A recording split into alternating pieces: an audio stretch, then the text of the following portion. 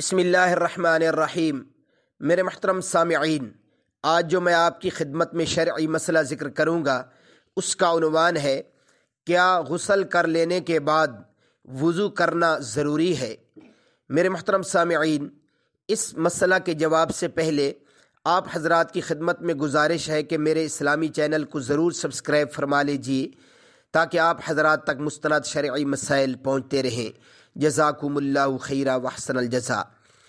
چلتے ہیں اس شرعی مسئلہ کی جواب کی جانب۔ میرے محترم سامعین، جب آپ نے غسل کر لیا ہے تو وضو کے جو 4 فرض ہیں وہ غسل میں پورے ہو جاتے ہیں۔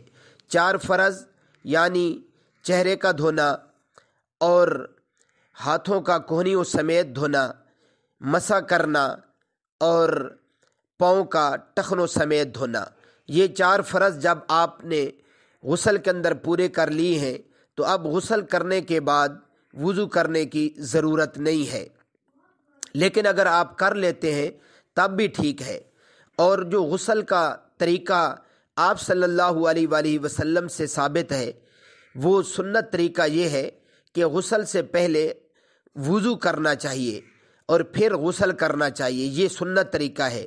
لیکن اگر کسی شخص نے ایسا نہیں کیا، صرف پانی بہا لیا اور غسل کے فرض پورے کر لیے تو تب بھی وضو ہو جائے گا، دوبارہ وضو کرنے کی ضرورت نہیں ہے۔